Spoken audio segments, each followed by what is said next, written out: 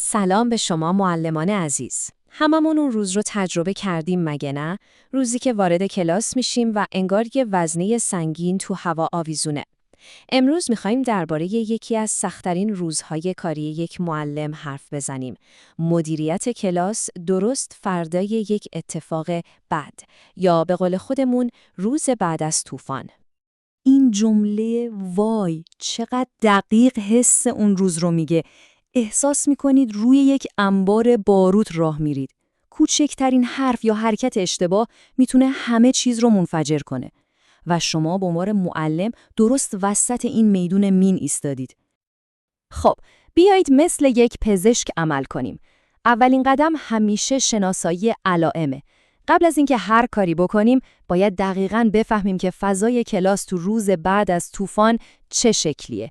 این فقط یه روز بعد معمولی نیست. نه، این یه اتمسفر کاملاً خاص و مسمومه. تصور کنید وارد کلاس میشید. دیروز یه دعوای بد تو کلاس اتفاق افتاده و امروز سکوت. یه سکوت سنگین و غیرعادی. بچه‌ها گروه گروه شدن، دارن درگوشی با هم پچ پچ میکنن و نگاه‌های معنیدار بینشون رد و بدل میشه. شما میتونید اون اضطراب و خشم فرو خورده رو تو هوا حس کنید و یه چیز کاملا قطعیه. تو این فضا مطلقاً هیچ کس حوصله یادگیری نداره. بسیار خوب، علائم رو دیدیم، ولی یه معلم خوب مثل یه کارگاه ماهر فقط به سرنخ‌های روی سطح نگاه نمی‌کنه. تو این بخش میریم سراغ تشخیص. باید بفهمیم ریشه این جو سنگین و مسموم دقیقاً چیه. پس سوال اصلی اینه: چرا هوای کلاس اینقدر سنگین و شکننده میشه؟ چی باعث این اتفاق میشه؟ جوابش توی 3 دلیل اصلی روانشناختیه که الان با هم بررسیشون میکنیم. دلیل اول یه چیزیه به اسم باقی مانده های هیجانی. فکر کنید مثل گرد و غبار احساسی. احساساتی مثل خشم، ترس، اضطراب بعد از دعوا به این راحتی‌ها محو نمیشن. اینا مثل یه غبار نامرئی تو هوای کلاس میمونن و روی همه تأثیر میذارن، حتی اونایی که اصلاً تو دعوا نبودن. دلیل دوم خیلی واضحه. شکل گیری جبهه‌ها. بعد از یه درگیری، بچه‌ها شروع میکنن به طرفداری کردن. خیلی طبیعیه نه؟ هر کی طرف دوست خودشو میگیره. و همین جبهه‌گیری کلاس رو به 2 یا چند تا گروه دشمن تبدیل میکنه و اون حس ما بودن رو کاملا نابود میکنه. و سومین دلیل که شاید از همه مهمتر باشه، حس امنیت بچه‌ها از بین میره. یادتون باشه کلاس درس برای بچه‌ها باید یه پناهگاه امن باشه. وقتی یه دعوای بزرگ اتفاق میفته، این حس امنیت مثل یه شیشه ترک می‌داره.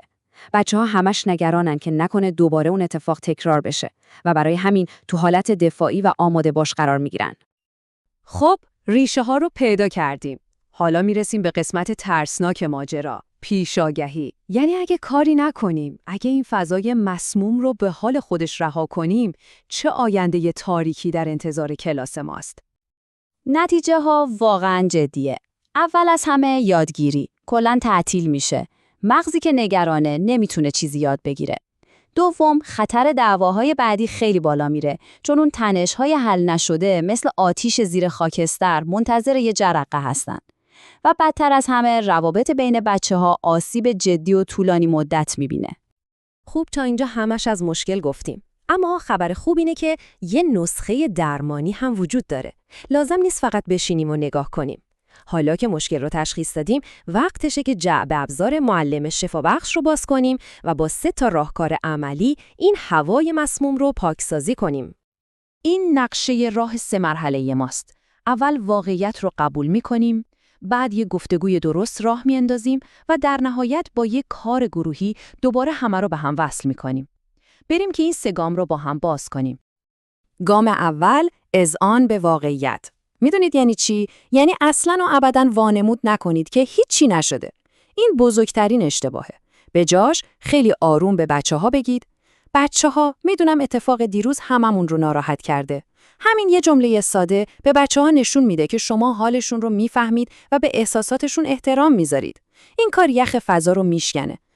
گام دوم یه تکنیک خیلی قدرتمنده. گفتگوی دایره‌ای. از بچه‌ها بخواید صندلی‌ها رو به شکل دایره بچینن، اما یه قانون خیلی خیلی مهم وجود داره. هیچ کس، تأکید می‌کنم هیچ کس حق نداره درباره گذشته و اینکه کی مقصر بوده حرف بزنه. هدف ما پیدا کردن مقصر نیست. هدف ما ساختن یه آینده بهتر برای کلاسمونه.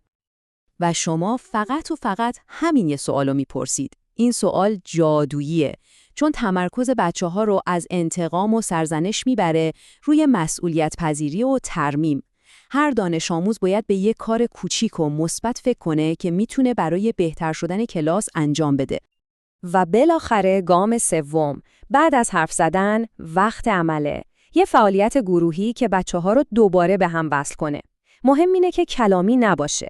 مثلا یه مقوای بزرگ بیارید و ازشون بخواید با هم یه نقاشی دیواری با موضوع دوستی یا کلاس ما بکشن. این کار بدون نیاز به کلمه حس همکاری و ما بودن رو دوباره زنده میکنه. خب، ما علائم، علتها و راه حل‌ها رو بررسی کردیم. اما حالا می‌خوایم یه قدم بریم عقب‌تر و به یه سوال اساسی جواب بدیم. توی همچین روزی نقش اصلی شما به عنوان معلم واقعاً چیه؟ این تصویر اصل حرف امروزه. ببینید، تو اون روز خاص، روز بعد از طوفان، شما دیگه فقط یه معلم ریاضی یا علوم نیستید. اون روز کتابای درسی اولویت دومن، چون وظیفه اصلی شما در اون لحظه یه چیز دیگه است. نقش اصلی شما نقش یک شفابخشه. شفابخش روابط و ترمیم کننده ی حس امنیت. این جمله رو باید با طلا نوشت. تو اون روز شما رهبر و شفابخش یک جامعه کوچیک به اسم کلاس درس هستید. شما فقط درس نمیدید. شما دارید یک جامعه رو ترمیم میکنید. امیدوارم هیچ وقت به این ابزارها احتیاج پیدا نکنید. اما اگه اون روز طوفانی از راه رسید، بدونید که شما قدرت شفابخشی رو دارید.